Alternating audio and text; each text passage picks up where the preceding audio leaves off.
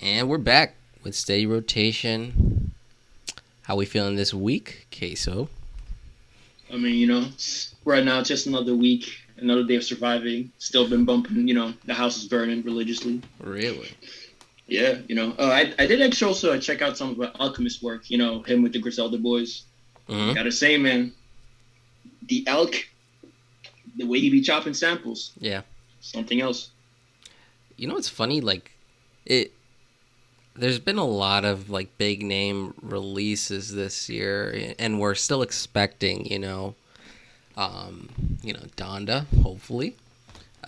Maybe. Wait, what? Donda? What's that? It's That sounds like a it's an horrible art interlude. it's an art installation by some artist named Kanye West. Oh, the shoe guy, right? Yeah, the shoe guy, exactly, Adidas. And then we're still waiting for the Drake tape, and then now with the news, and we'll kind of get into this a little bit of Kendrick Lamar's forthcoming LP. But honestly, like this year with Alchemist, the Griselda guys, a lot of maybe not mid tier in that they lyrically or artistically are mid tier, but like there's actually been quite a bit of quality projects from certain labels, and people have been kind of like trying to push out music, and I feel like there's been a lot. You just have to kind of look for it. So yeah, uh, I kind of like was revisiting some of those Alchemist projects, and the Griselda boys have been dropping a lot. I mean they drop every week. How can you not listen to them? But you know, Yeah, yeah. That's a fair assessment. but going into this, and I think with this year, like it's kind of interesting because like 2021, the year after COVID, what's gonna be dropping. There's always like big names. A couple big names have already dropped. You got your Tyler, the Creator, who dropped. J. Cole dropped. Um, I guess Isaiah, if you want to throw him in there, because he is on hip hop's biggest label. But Yeah. now, going into that label, we did get some news earlier this week, and somewhat kind of sad, but also kind of not unexpected, with the news of Kendrick Sure. Lamar deciding to step away from TDE, deciding to come out with one last album, and then seemingly from the message that was posted on his Instagram that he's going to be retiring. Uh, that kind of, Man, oh yeah. man. What are Man. your thoughts? So, first and foremost, remember TD is a dying label. Uh That's a huh. wild ass tweet. I wonder where that came from. Hmm. Yeah, Fantano All right. revisited our hot take again when addressing the Kendrick Lamar issue. Not issue, but like the Kendrick Lamar news. He didn't give us a shout out though. He could have just had a quick Did screen not. caption. He did not. But, shout out to Melon. Melon, I Um, know you're listening too. First and foremost, in my eyes, I don't so much view this as like Kendrick leaving TD as much as him fulfilling his contractual obligations. I don't know the paperwork, no, but well, we don't know the paperwork, so I could just be talking out of my ass, but I'm pretty sure it's just like, hey, this is the last album I got to do with you guys, and then I'm a free agent, and considering that he still has reach and clout and all that stuff, it would make sense for his personal benefit or brand to start his own stuff, or maybe his heart is just not in music like that anymore, right? I'm not really sad by this news, and I guess short answer is that in that whole like wait from damn to what we're gonna get now, maybe not. I sort of came to the conclusion to say like Kendrick Lamar has done his thing forever in this hip hop game. So like he's like if he never dropped an album after Damn, I wouldn't be like upset. I'm not. I stopped fiending for Kendrick, and then started fiending heavy for Zay, but that's a different story. Um, him his tone was definitely very melancholic, and it makes me Right. wonder if the album will have not. So Kendrick's music is always very personable. Like that's I think something most people would agree with. But I wonder if the music would maybe be if the music would still be self-reflective in himself, or if maybe if he'll sort of throw fan cuts on there. Like, for instance, a part of me wants a black hippie song on that tape for the sake of completion. Mm-hmm. But like, is he in that type of headspace? Is he gonna revisit some old sounds maybe from the older works, or is he gonna go into a different direction altogether? Is there gonna be maybe some Baby Keem influence on there? Who knows? And it's definitely interesting. It's definitely thought provoking when you want to see which direction Kung Fu Kenny's gonna go with the last tape, assuming that he will drop it. Yeah, I was wondering about that too because that message was honestly it's almost melancholic, right? It's like, like I spent all this time on this great label. I've put out some of the best works in hip hop, at least in this generation. That's safe to say. That Hip is a generational album. Yeah. Sorry. And I wonder if, like, because there was a part in the message where he kind of like says something like he wants to continue his life's calling, or pursuing his life's calling, which I'm like, because he is Kendrick Lamar. He's a rapper. He's an artist. He's he's a lot of things, and it's always been in this kind of musical box, right? So Yeah. I always assumed that this is something that like he always wanted to do, but now he's kind of saying, like maybe there's another thing with this, whether it's going to be the PG Lang project that he kind of announced like a year or two ago now. If he's going to continue working on that and expanding upon it, or if he feels like maybe some of the things that he is trying to address within the social context of this country, and coming out, kind of maybe being at the forefront of like maybe community action, or maybe being an outspoken social activist, or maybe just doing his own thing and retiring and we never see him again. Maybe he just wants to like meditate, or hang out by himself at home, and you know what, that's completely fine too. But I hope with this new album, or his last album, I don't know what it's going to sound like. I have no idea what he has planned, what he intends to do, because maybe he'll take like, maybe some of that same kind of direction that Kanye, has taken with Donda, and that like, it's still a Kanye album, but still putting in like the new wave in there with like Cardi and like Roddy Ricch and Dirk. Like maybe he's going to have Keem on there. Maybe he's going to have like, maybe like a Vince Staples or something. I don't know. Maybe that's a possibility. But it's. Let me ask you something. This is a slight detour, but I want to pick your brain. King's Dead features special sections verse fire or trash. Fire. Thank you. No, I just want to know because you got two fans. You got two people. You either love it or you hate it. Yeah. And like maybe he'll have Future back on this. We don't know. Like maybe he'll just drop another Damn. But it's interesting because that whole message. It's like him saying like, I'm saying goodbye now and I'll say goodbye later. But at the end of the day, I'm still saying goodbye. And it's not really like cryptic, but he says something like, there's beauty in completion and always faith in the unknown. So maybe he doesn't even necessarily know what he's going to do once he does end up leaving TDE, once he does end up dropping this final album. And I'm assuming, or maybe I'm hoping, maybe the fan in me, maybe he'll go on one last tour run to promote that album. And we'll see maybe like what he comes up with. But I really do think he's going to try to take some time off, definitely.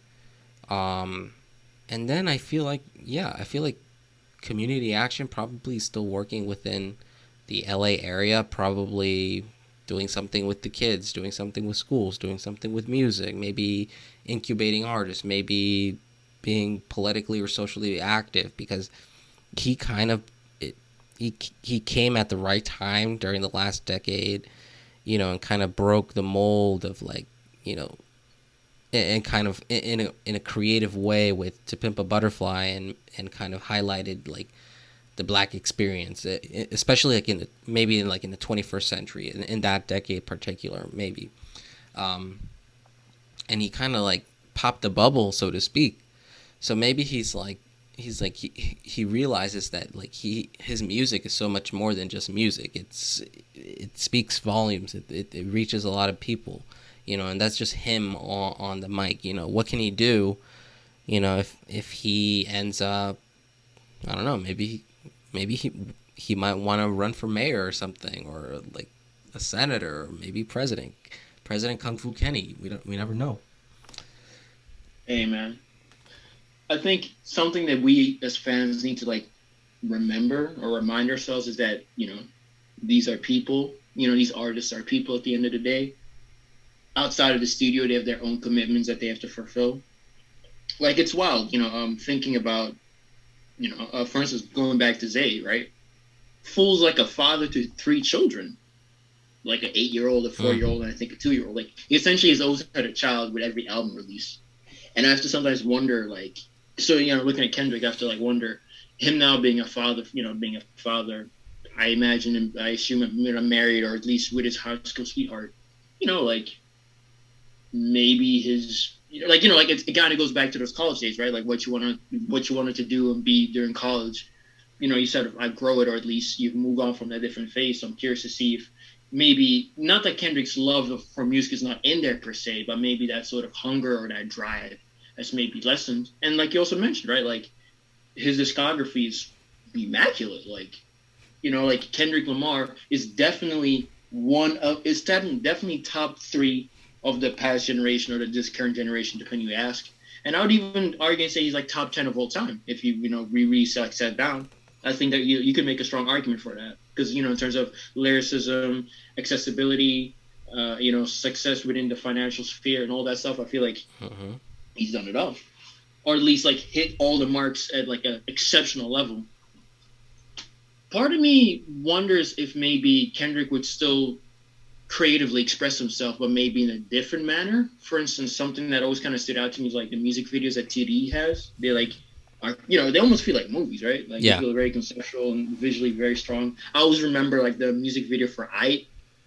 Ooh, like I don't know if you remember, there's like that little scene where like Kendrick and the Black Hippie homies are like chilling in the car, and then the car is being carried over by police as he's playing like some unreleased music that he never dropped. Don't think I forgot about that. Kendrick and Thundercat bass lines will do my heart good any day of the week. But anyways, so I wonder sometimes if maybe Kendrick is going to take more of a direct, maybe going towards film more, because I remember that the TDE gang. Maybe. Hmm? Maybe. Maybe, because remember, the TDE music videos used to be not trash, not at all, but very much made from scratch from at home. And then to see, where they started to where they've gotten, and they've all had influence and input in their music videos. I'm curious to see if, Kendrick might become a visual artist. Or like you even mentioned, right, the idea of his political activism. The idea of him becoming a mayor is something that I find quite engaging and entertaining, because, he's connected to the city, so he would understand the needs and wants of his people. Maybe Kenny will just be a protester. Who knows? Maybe Kenny will just go recluse and be on the Snowman wave. We don't know. I guess ultimately I'll just say is for the album, for whatever reason, I'm inclined to believe that it's going to have a rock influence. Because, like, what is it? Like, he touched on, like, jazz and funk on Pimp. He touched on hip-hop on Good Kid. And then on Damn, he did the commercial sound and did really well. I feel like he would probably want to touch, like, another, black sound. And, rock and roll being originally, part of black, of African and black culture. I'd like to sort of see spin on it. But again, that's probably also me saying that because of the whole Baby Keem energy that we, are sort of able to see. Speaking of which, shout out to Keem. He's about to drop a single. I think it's like Family Ties this week. This Friday. I'm excited to see that. Let's see if he's the king of rap. I'm not worried about Kendrick's album. I mean, part of me is because like he's on such a great run, but also like I'm sure that whatever he'll make will grow on us and might even be like perfection. The real question is like, will he make music again like you said, will it be more revolved around the character or artist we know as Kendrick Lamar, or will it be another, expression of his own, experiences, like you said, a Damn, or is it going to be like another statement piece, like Good Kid or Pimp to lesser degree? But speculation, speculation, speculation. Yeah. Let me ask you this though. Let me ask you this though. What was your introduction to Kendrick Lamar? Section 80, Ooh, around 2012, 2013. I remember Good Kid, Mad City was out at that time, and it had just dropped, but I don't think it was.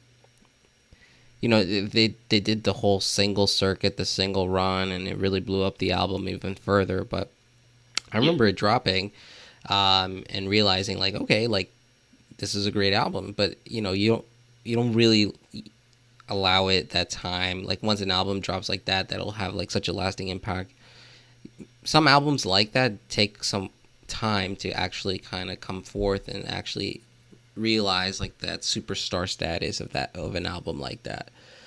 Um, and for me, like I was probably like still like on my pro era like wave, like SoundCloud, like or mostly like ASAP Mob stuff. So I liked kind of the laid back sound of Good Kid, Mad City, mm, and kind of how it was more.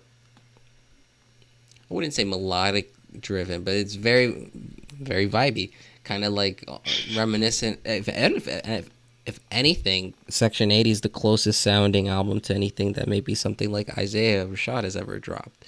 Um, but definitely Section 80 was something that was an album I like always gravitated towards. There were songs on there that I had on repeat for so long.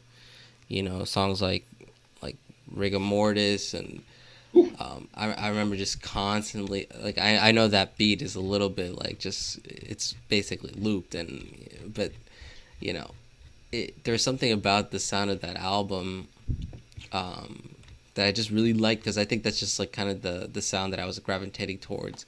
Songs like "Poor Man Dreams" and like "Blow My High" and uh, "Hold Up," like a lot of those like sound from like that early 2000 or 2010 era, almost too. But for yeah, sure. that was pretty much my Ooh. introduction to Kenny. See, I'm gonna give the people an insight of how young Queso, even though it's before the Queso days, yeah, I used to think. So, Good Kid dropped. Like you said, the singles are out there. This is now right as I'm like starting to like listen to hip hop. My friends are like, "Yo, Kendrick Lamar is really dope. You got to listen to him." And again, not really knowing much of him outside of his singles, I decided to check him out. You had "Bitch Don't Kill My Vibe," "Poetic Justice," and I want to say "Peer Pressure," right? Mm-hmm. Or "Drinking." The drinking song. Those are like the ones that those are the songs that are circling around the news and all that stuff. And I remember just being on my high horse and me like, man, she's not the goat. Like, bitch don't kill my vibe. All right, it's cool. Poetic Justice was too slow for me. And then, the drinking song, like, it's cool, I guess. But like again, like nothing that would claim to be like goat status. So I was like, Kendrick Lamar's overrated, whatever. Never checked out Good Kid. Kendrick drops Pimp. I remember listening to the song I, and I was really impressed by the song I actually because of the genuine nature of him recreating a song for like mental health and all that type of stuff. Right before that became, I guess, the popular or accessible thing to do. Not to Right. say that other artists have made mental health consciously aware music are phoning it in, but it clearly it felt more genuine coming from him again because it wasn't a hot topic of conversation at the time. And then watching again, seeing him work with Thundercat, who at that time I was just like completely like Thundercat, Brain Feeder, Flying Lotus, a couple other those people's labels. Like that was part of the rotation. In fact, I even bought their albums like on my phone just to support. That's how serious I was with it. Mm-hmm. So when I knew that you got Thundercat, I'm liking the basses. I'm liking Kendrick's. I'm seeing Kendrick's introspective nature now because the singles at that time were not as radio friendly.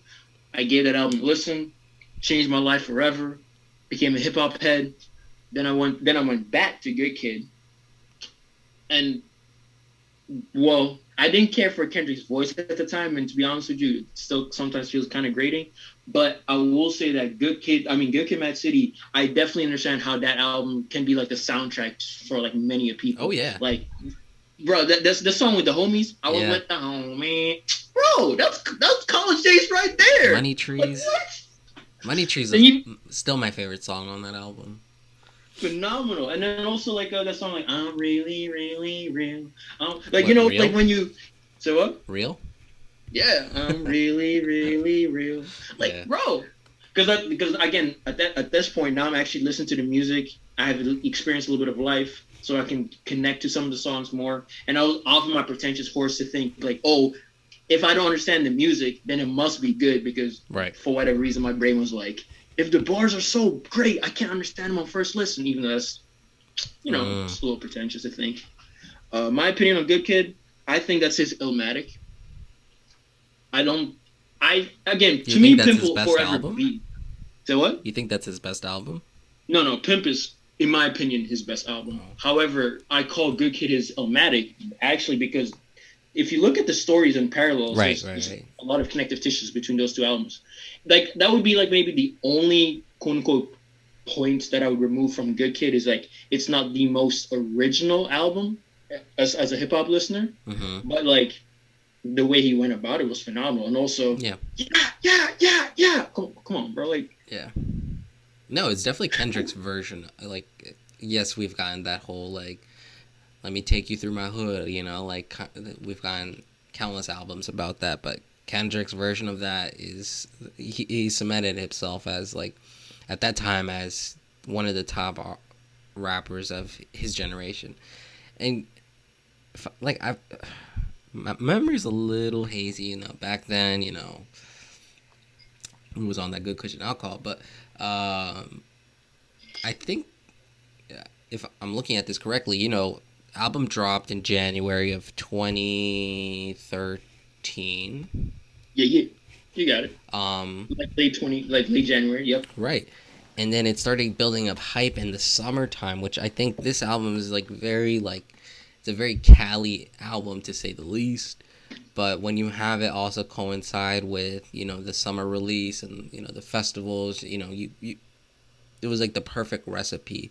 Like I still remember like kind of like towards like August, September around there, like realizing like, oh shit, this album is going places. Like each song here is a hit.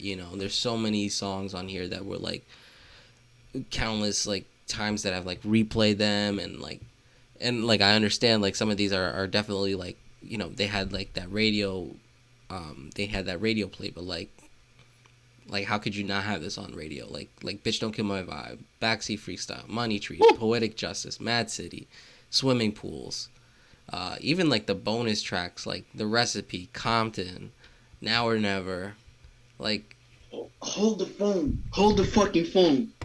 Do you remember the recipe, the Black Hippie remix though? yeah, even that too. Like and that was like honestly that was kind of like peak Black Hippie in my opinion. Yeah, I agree. But and then to me like the introduction of like Kendrick as a quote unquote conscious rapper, you know, I think he always had that like there were like bits and pieces of that in Section 80 with like a song like Poe Man Dreams and kind of like talking about like the kind of the struggle of poverty and like having like your dad and your parents like work so hard, et cetera, to kind of provide for you. But a song like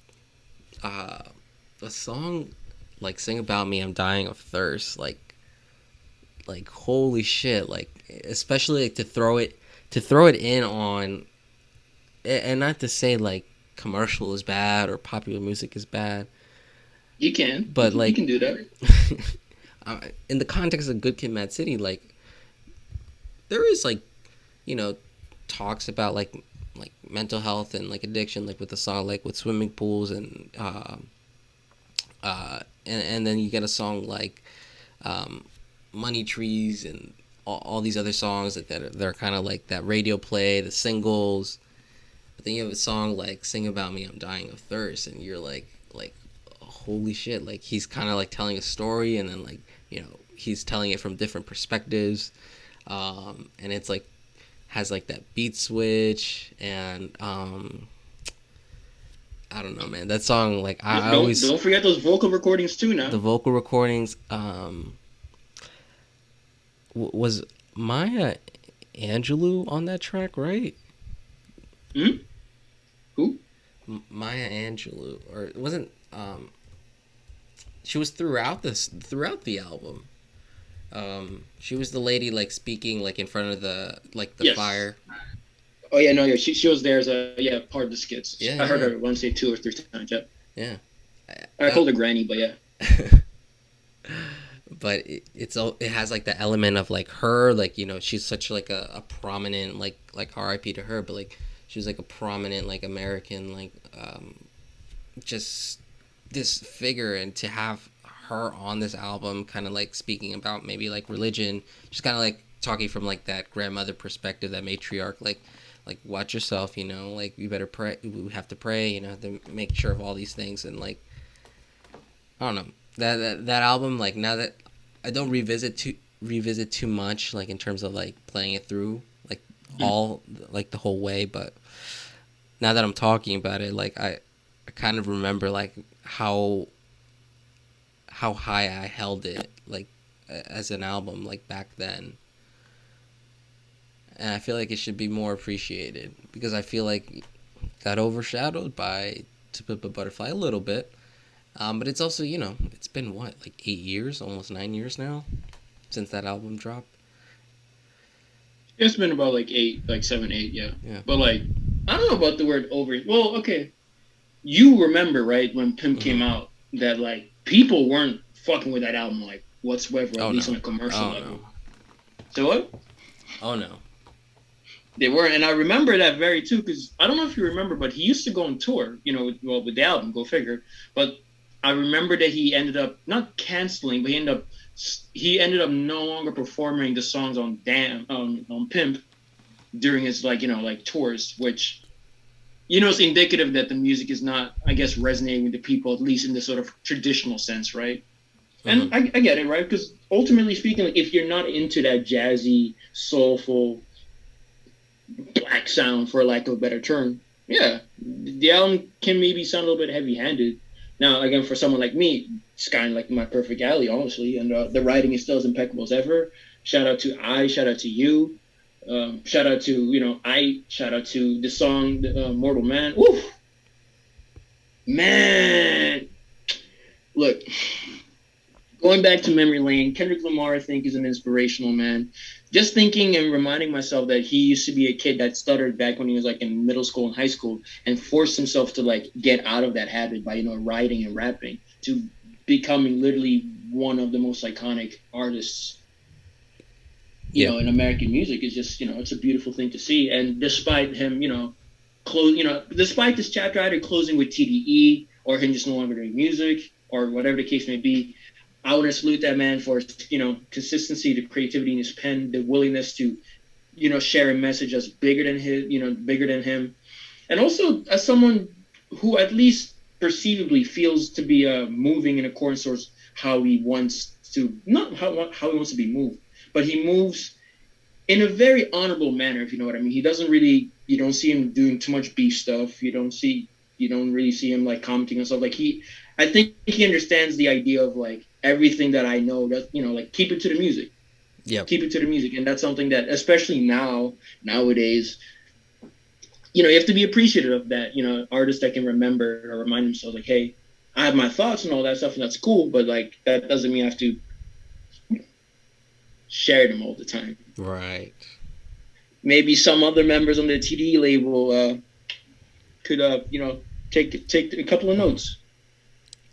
And to kind of like move away from memory lane, like what do you think this does for TDE label? Do you think it does anything at all that Kendrick is leaving? He's kind of going out See, on a one more album, but what does this do for TDE?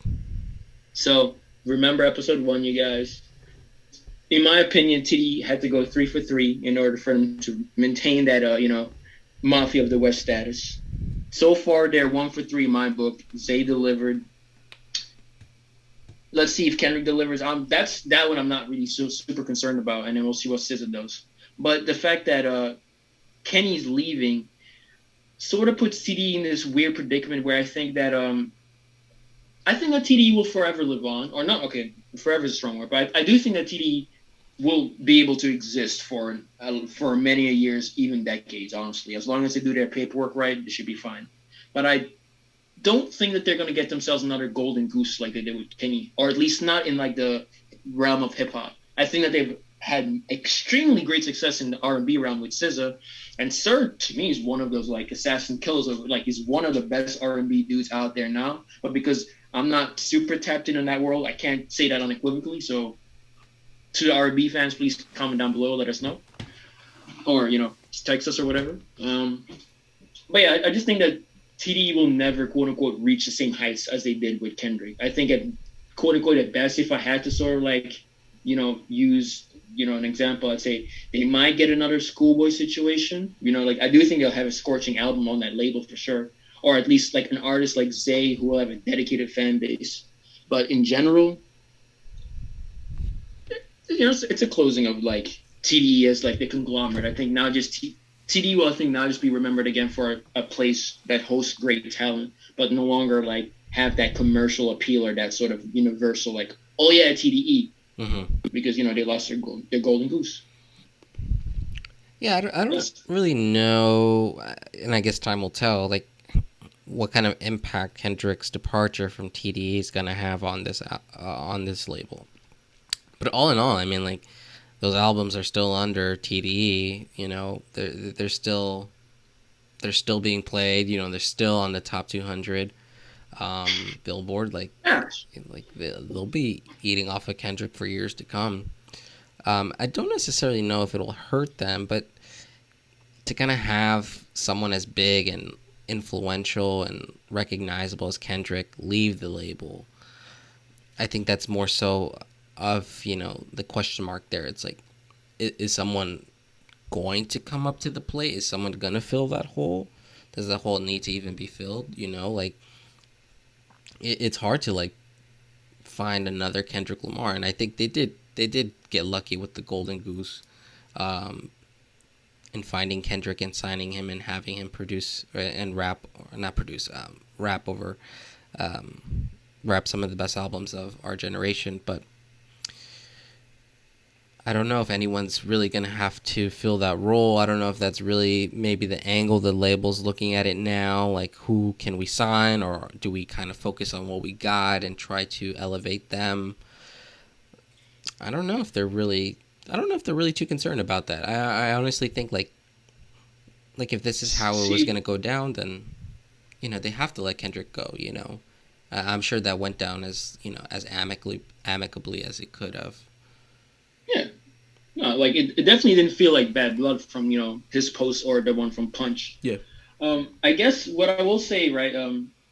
I think you and I would both agree that like when TDE was coming up, it was TDE and Black Hippie were like synonymous. Like one meant the other, and the other meant that.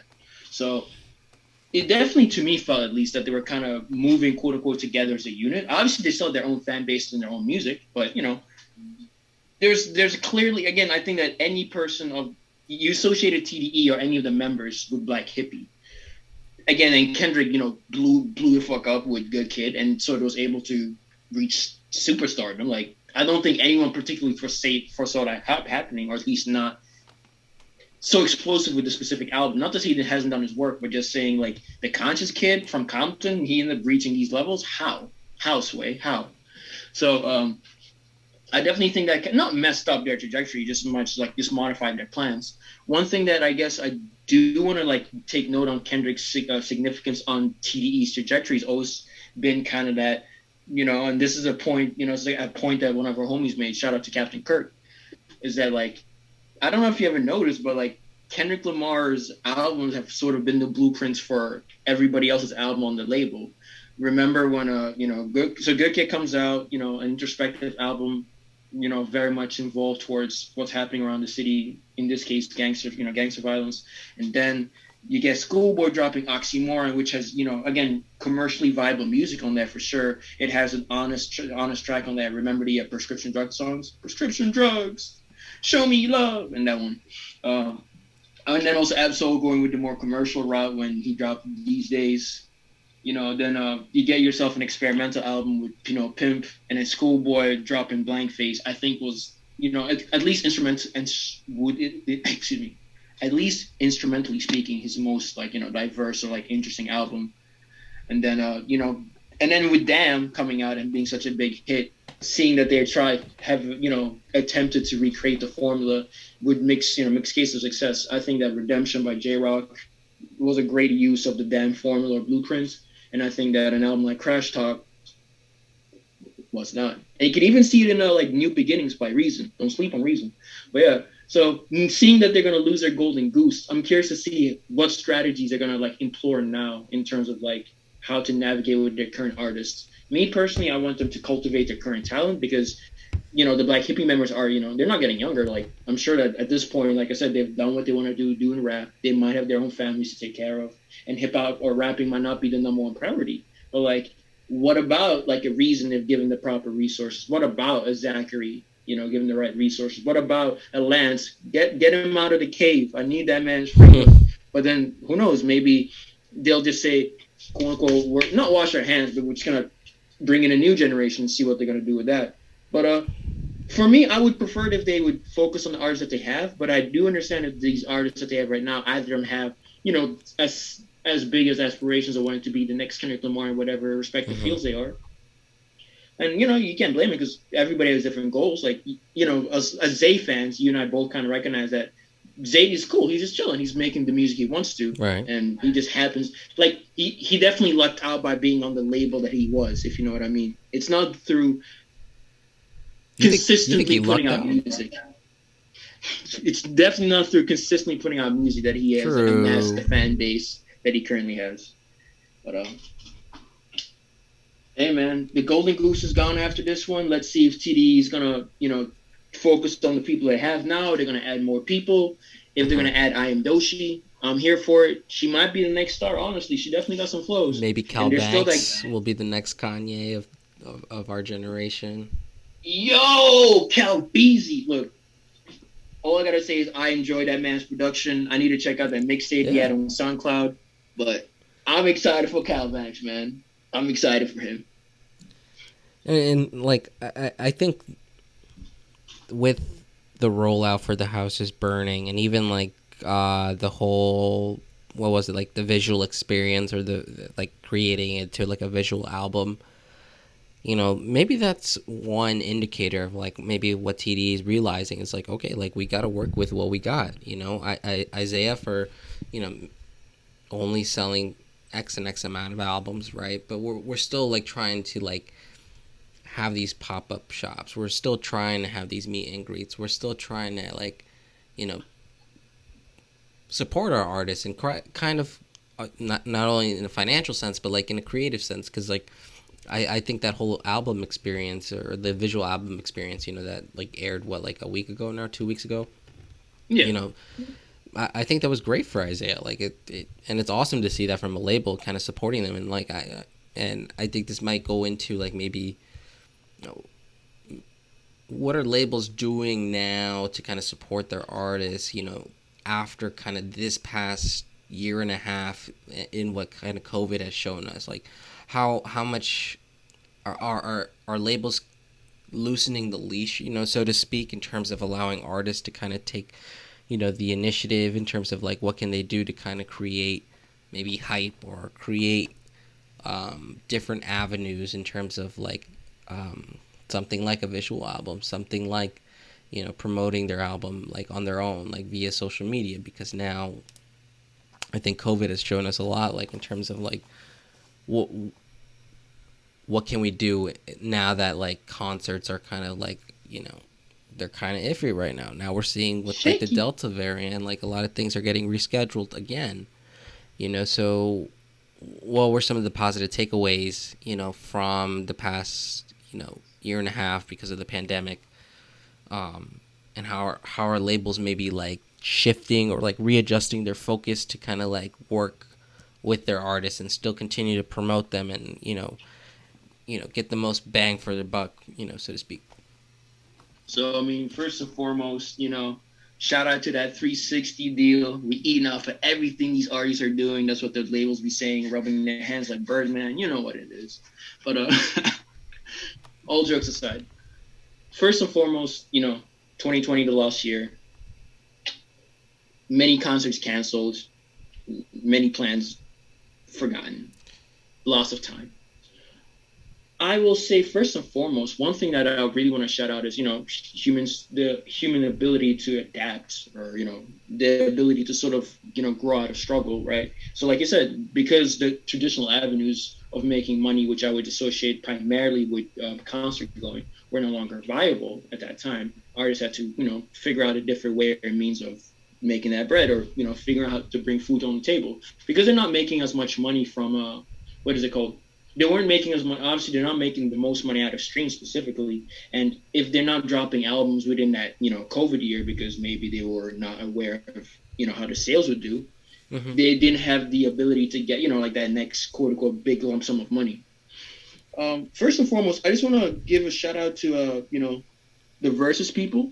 If you may or may not remember, that was not a thing until quarantine, and there were just like people that are just chilling in their chilling on Instagram, or like Instagram Live, like in their studios and stuff. Yeah, like just chilling, just having giving allowing the legends in their respective fields to just kind of embrace each other and have friendly competition, and to just watch it go from again something online live to like something that has now like infiltrated the square, the Garden over in New York. With what the Locks perform, the Locks and the versus the Dipset, and the Dipset performance. That was just it's really beautiful to see, and that just speaks again about how we'll always find, as humans at least, we'll always find a way to navigate through these waters. I think one of the most interesting things I've seen increased, and this also even goes into the engagement or the growing presence of OnlyFans. If you remember, obviously people go there for various reasons. The overwhelming one out of a sexual need, but seeing how certain artists have used even a platform like OnlyFans or Patreon to produce more exclusive content that allows the fans to sort of interact with them more, or be able to express themselves in different artistical like realms. It's like really interesting to see. Like I remember for a little bit of a time, Blueface maybe had a show on OnlyFans where essentially he essentially the Bachelor situation going on, where like mad women are trying to like get with him and all that debauchery. But it was just funny to see that like out of a place of necessity, he ended up making it like this little show, and then give fans the opportunity to engage with the show and all that type of stuff. And I just find that to be again this really not endearing, but it just speaks more towards I find it to just be speaking highly of the human condition of wanting to adapt and make more money. I've also definitely noticed a greater presence of artists creating like web or Zoom call meetings where they will engage with fans for X amount of dollars, or these artists going on different platforms like Twitch and maybe engaging themselves. I've seen artists being more open, I guess, and more inviting of their personal livelihoods during this quarantine situation season. And I think that that's an interesting avenue, an interesting route to take in terms of not only fan engagement, but also, fan engagement, fan retention, and obviously the monetary gain out of that. And I'm curious to see if maybe moving forward, if I guess underneath the artist belt or mantle, there will be an increased use of social availability.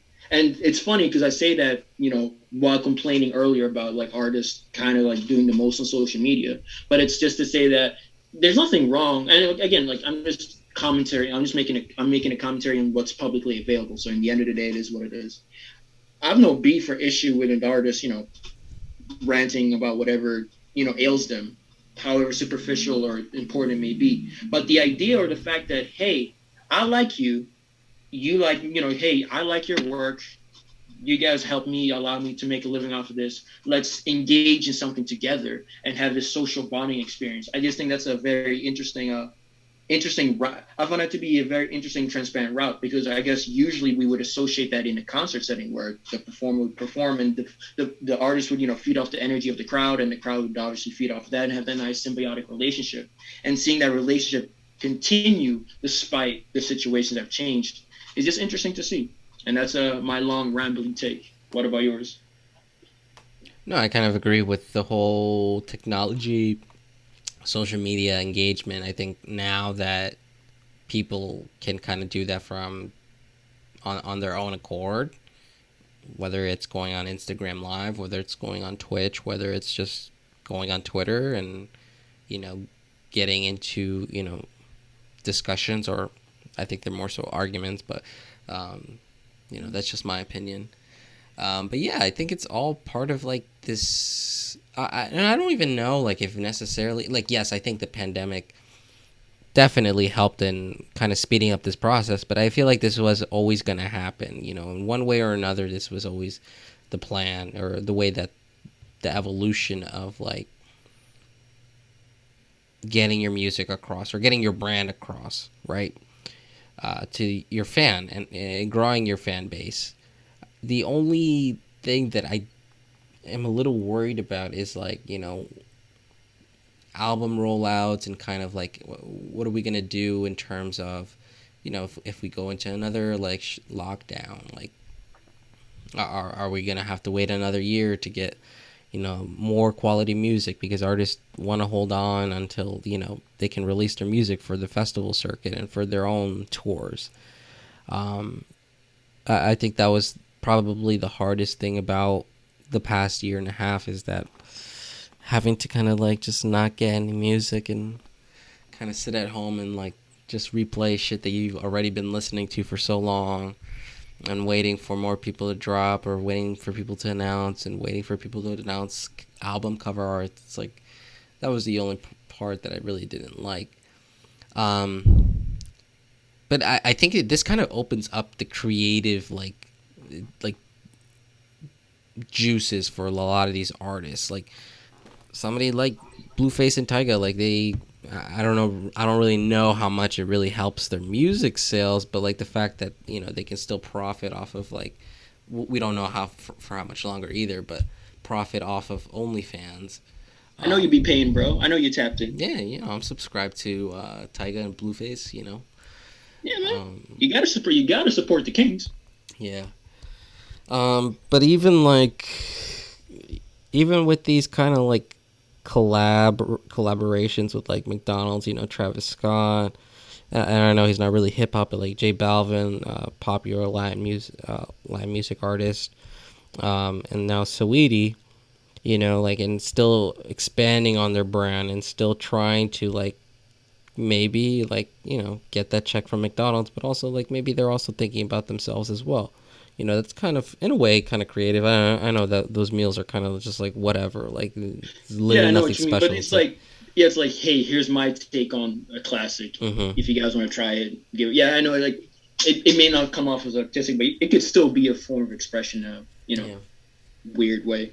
And then what, like Tory Lanez like sold 1,000,000 units, or he with the Bro, NFT, like nah, see that right there. No, that Tory Lane situation, that right there. I really, to all the upcoming artists, I need people to pay attention to whatever happened there. Look, we're not going to talk about the situation that he's currently in. Uh, you know, well, allegedly shot a woman in the leg. If that's true, that's some foul shit. We don't condone that. But for now, we're going to keep it to the music. It's still alleged. The fact that he was able, because, like, since now that he's downsized his team and he seems to be moving independently, he has a lot less overhead costs, right? Like, he doesn't have to worry about the label. right. He doesn't have the label support, but also at the same time, he doesn't have to cut the pie so many different ways. So when he was essentially selling the album for $1, I thought that's kind of weird. Like, why would you sell an album for $1? Why not the typical 10? Because that's the number I associate. But then I realized, well, I mean, one, if I streamed the album, right, through regular means, he would not even get $1 if I streamed it from top to bottom. And second of all, like I said, less overhead costs, so therefore he can retain more of the monies. And how he sold the album was so ingenious to me that I think that people really need to pay attention because he didn't just sell the album in an NFT format. In addition to having access to the album, you also got access to an annual meet and greet with him, like online wise. Like you could hang out with him in an online like environment or whatever. So now, not only did I bought this album that I can enjoy and listen to whatever, now I also have something tangible to look forward to. Routinely or recurrently in terms of Mm. engaging with the artists that I like, and because it was on the NFT blockchain technology, which honestly I don't know what that really means. I'm trying to understand it, but I don't. Most people don't, whatever. But since it's like sold on this platform, if fans, let's say the early adopters of the NFT album, decide to sell it off, maybe they say, oh, I like the music or the music is whatever, or I'm no longer into Tory Lanez, but I'm sure that someone else wants to see him in the meet and greet or whatever. They get to sell the album. They obviously get a kickback. Tory Lanez gets a kickback because of how the NFT blockchain technology works. And then the new person who bought the album has something sort of tangible again to work with in the sort of sense that beyond the music, I can engage or interact with my favorite artist. And it just speaks again, goes back to that sort of symbiotic relationship of, fan and artist engagement and creating creating the opportunity to not only just engage with the art, but allow the art engagement or interaction to be more interactive, I think is a really, really fascinating thing to see. I don't know how much money he made off of it. Maybe because I don't trust rappers when it comes to money like that. Go figure. Like they're big cappers. But just seeing that again as an independent artist taking the route, being able to cut down on overhead costs, still has reach, has his industry connections, labels, and then being able to make such a move where I imagine he made more money back than he probably did in his label days. Mm-hmm.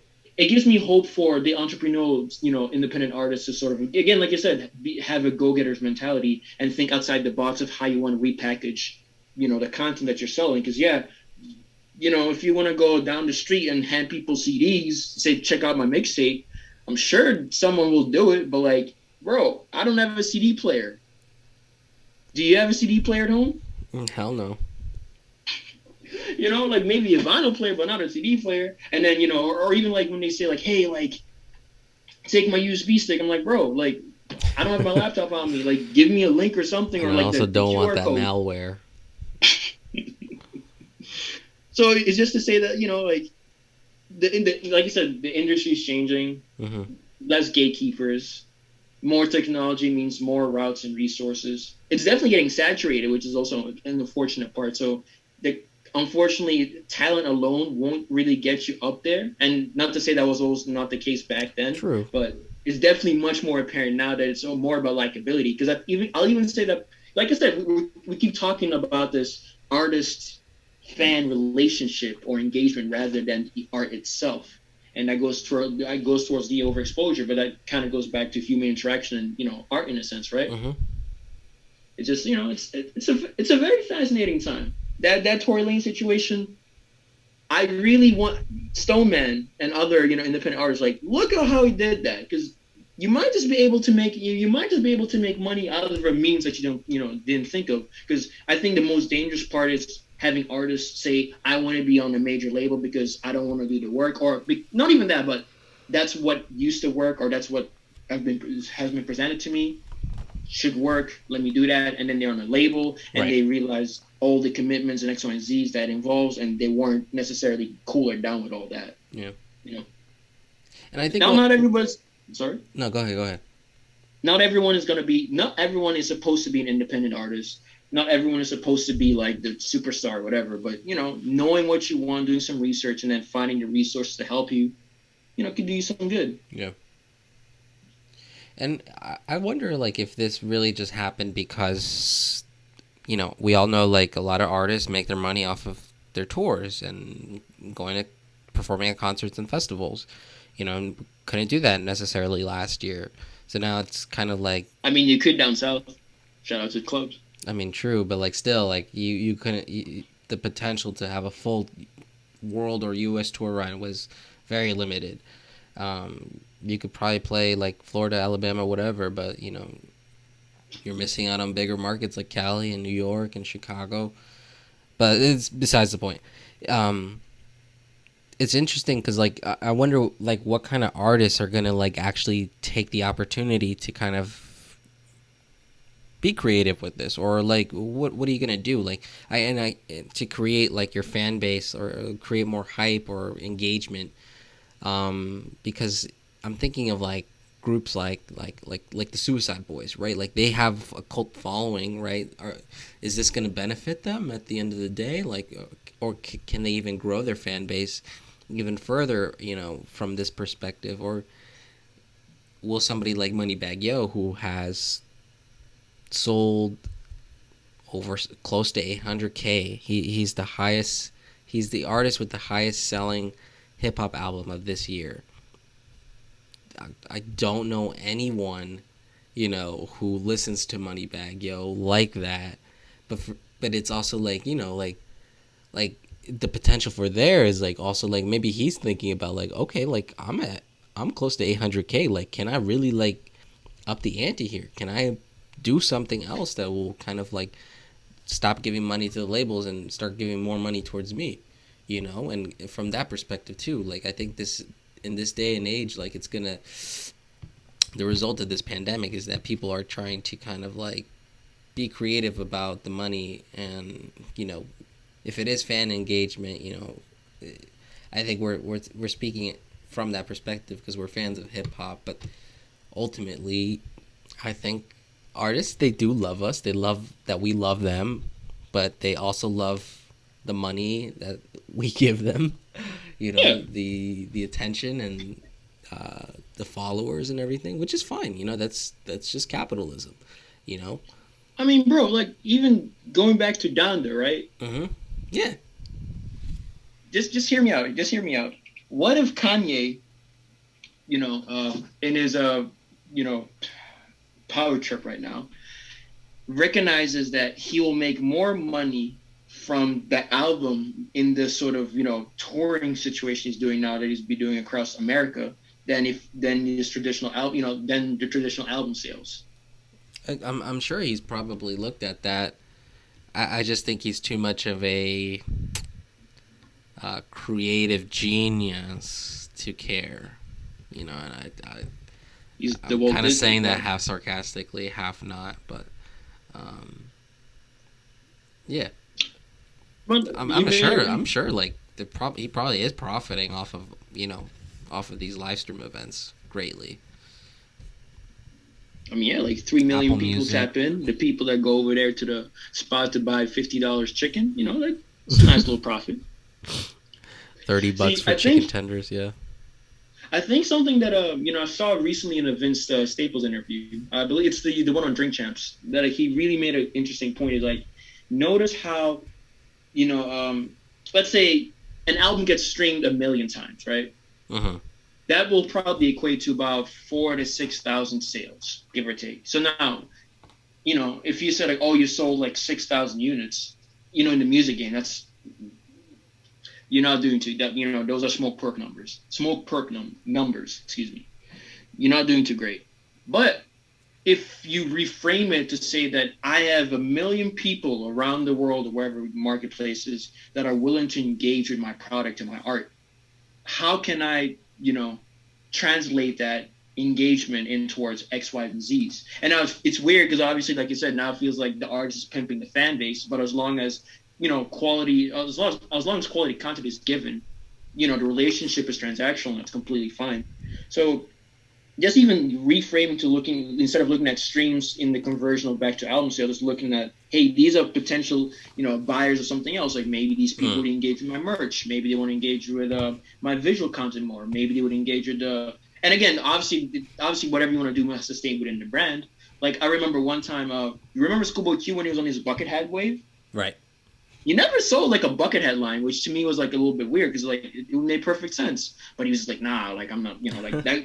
I would be doing that for the money rather than him expressing himself, artistically through that. And I respect that because that means that he knows what he's looking for, or no, it's not. I'm not saying artists go, chase the bag or go chase a check. As much as hip hop says that, please don't, because that's gonna taint shit. But there's nothing wrong with thinking outside the box and creating a valuable experience for the fan base for ears who are willing to listen. It's like, Hey I man, think artists are more hip to that. yeah, hey man. As long as these artists are not coming out with their own version of cryptocurrency, I'm cool with it. I'm telling you right now, I am not investing in no Tory Lane's coin, no Trippy Red Litecoin. Like hell no, that shit's a Look, man, when it scam. comes to those, simple as that, bro. Buy early, sell. No, in fact, don't What? even, because Stop. that's how people get scammed. Do I not know, like, listen to nah, because Queso. nah, Does that's not true. Like qualify. those special coins, they're a scam because you know what it is. Hmm. Drum up a lot of attention, people buy, and then secretly you sell, and then value goes down, and then you just start anew. And since it was the stock market, I'm morally, my hands are clean, right? True. So, no, it's a foul thing. But, hey, man, the music game is looking bright. I'm happy to see artists taking different routes and avenues to engage with their fan bases, Hmm. and more power to the people, and that's beautiful. Ultimately, it's just about more, the ability to create autonomy if you feel so inclined. True. Yeah, it's gonna be an interesting time. We'll see what happens, especially if like we go back into a lockdown again. Like maybe this shit will like become like times two, but I don't know. We'll see. But Man, people, please take this serious. Keep washing your hands. Put on your mask if you can. Like take that shot, please. I want my summer back. I want to go see Isaiah. I want my summer back. But yo, let me ask you this though. So now that we're putting a close on the chapter of Kendrick, and hopefully seeing new artists like jump out. Are there any like new cats that you're seeing right now that have like not? I'm not gonna say restored the feeling of Kendrick because every artist is themselves, but maybe someone who you're keeping an eye out, saying, hey, the same way how Good Kid or Section 80 to some degree make me feel about music. This person, this current person's music is either giving me that potential or hope, or is already restoring that feeling. You want my honest answer? Yeah, No, no one. damn. See, Absolutely no one. so right now, from the new cats, one guy that I'm really like keeping an eye out is his name is called Kevin, Kenny Mason. Maybe you remember him on No, Kenny, yeah. Kenny Beats. They Like, had some quality entertainment on their show. I can just didn't they say do that like when a I freestyle first too, heard, like a really popular one? so what? Didn't they do like a popular freestyle? Yeah, it's for season Yeah, 3, I episode remember that. 3. It was it was dope. It was dope. So I just know when I watched it because when I randomly saw a music video of his, I was like, oh, this is cool. Let me check out the album. Then I checked out the album, and I just remember being really excited for the music I was hearing. I'm not gonna say it's God tier level, or whatever, because he's still putting his time in the game. But just hearing the way that he's like mixing his raps with the production, the little bit of influence with rock, but the rock influence was definitely there, but it's definitely still hip hop. Obviously, him actually like rapping, no need for the auto tune unless it's that emotional melodic stuff. I was like, hey, I'm excited for music again in the sense of the new guys that are coming out, not some of my favorite artists dropping new music. Because Hmm. sometimes I feel like an old head, man. Like people be talking about the Gunners, the Lils, and I'm like, cool. Give me Kendrick. Where's my Zay? Give me Mac Miller back, please, and all True. that. But hey, man, that's it's Yeah, an exciting time. I don't know. No one really comes to mind. Maybe it's because I'm comparing because I've seen Kendrick's career trajectory since at least Section 80. So if I'm looking at anyone right now who has not only the career trajectory but also the impact and influence that he has, I don't think there's really any artist that sticks out in that way. And I'm sure Kenny Mason is great in his own regard, but like, do you really think he'll have like the same kind of impact that someone like So Kendrick will? see, okay, so obviously impact. That's a time will tell type of situation. Mm-hmm. Unfortunately, I don't think so because I have this weird feeling that the whole typical top three narrative that we've always had in hip hop, I think it's gonna disappear. I don't think that moving forward we're gonna have like the goats, like the unequivocal goats in hip hop, just because of the whole fact that every artist can sort of exist in their own fan base, and that there's no like there's still mainstream hip hop for sure. So I guess maybe in that realm you could say it. But just seeing the values that mainstream hip hop is, carrying right now, that is maybe a little bit more vapid or a little bit more like easygoing music rather than something a little bit more personable. I don't think that from the mainstream circuit we'll see an artist consistently rise that can provide both things, Mm-hmm. and from the artists that sort of provide that more personal narrative or lyrical miracle whips or whatever. Right. I don't see them necessarily being able to flourish in this current ecosystem that we have. But beyond that, I just think that since you as a listener can just tap in and tap out to whatever you want to listen to, like yeah, sure, let's say like yeah, artist X is dope, but like why would I listen to artist X when I can just go back to the music I like? Right. And I think that lack of exposure, right, because of the fact that everything's so personable or personalized in terms of the experience. I don't know if I have a top three because for whatever reason, if we were supposed to, I thought that we'd already get one. My money initially was on Triple X, XXX Tentacion, RIP, he died. But I haven't seen too many. Some could even say Juice World, Yeah, but I haven't that's true. seen too many like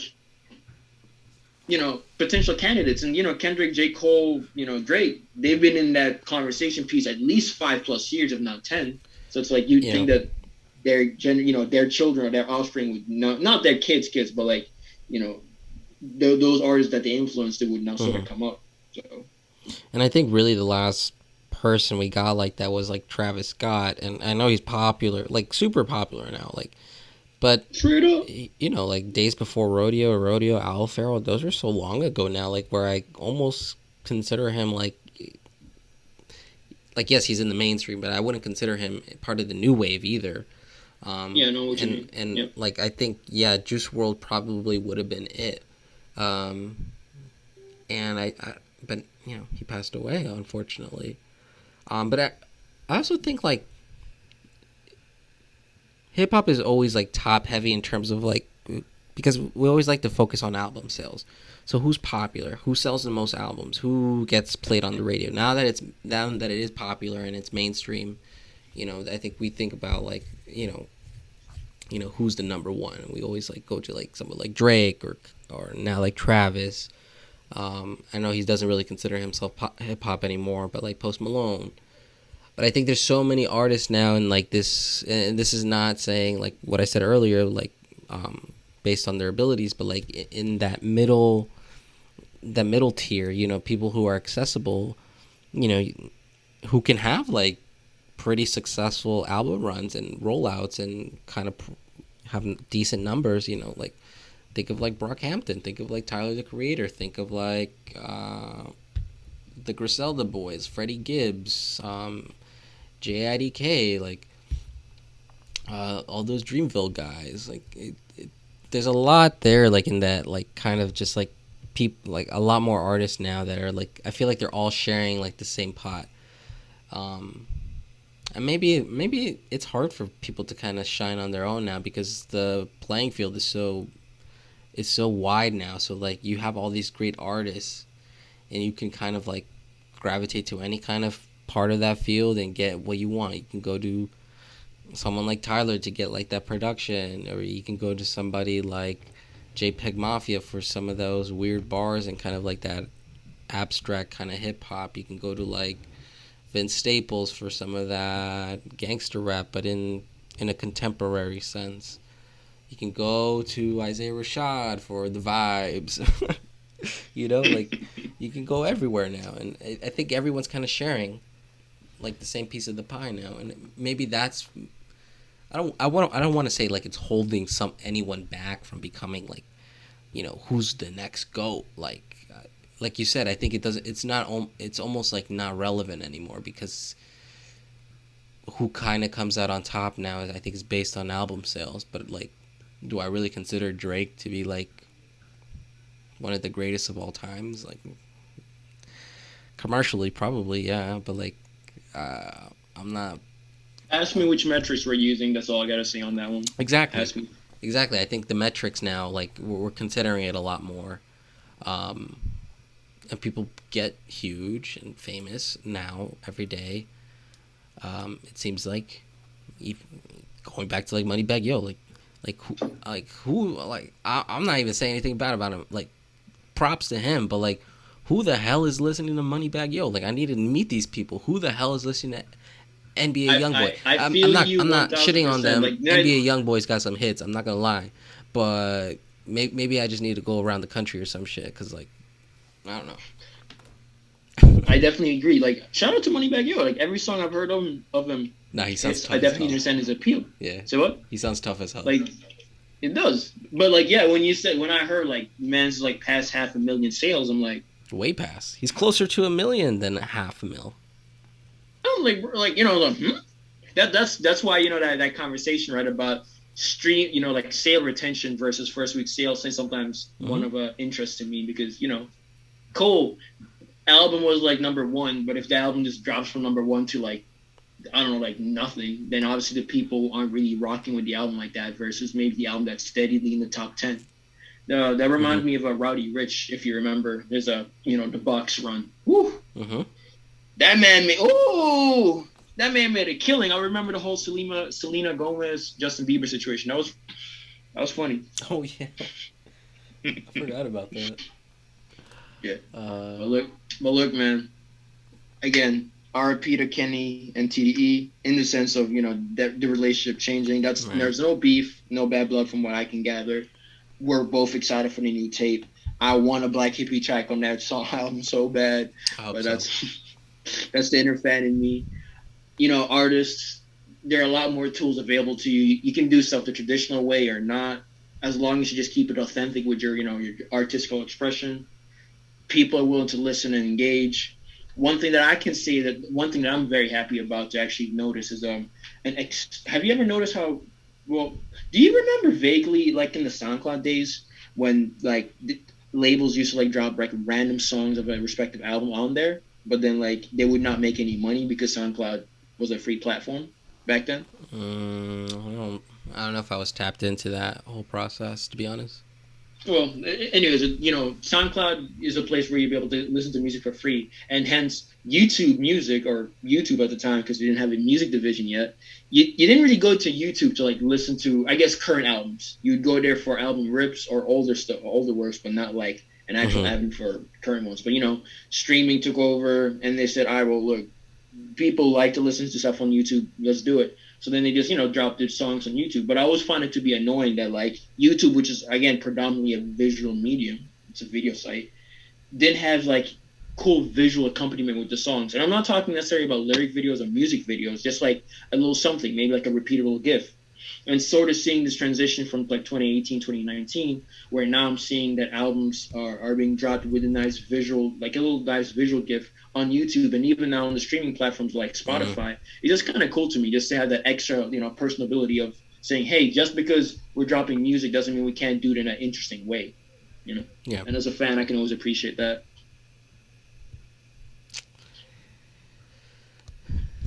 I don't know, man. This is it's an interesting time though. We're it's kind of hitting me now, like how the game is kind of changing, or slowly changing, or it's evolving. It's not changing.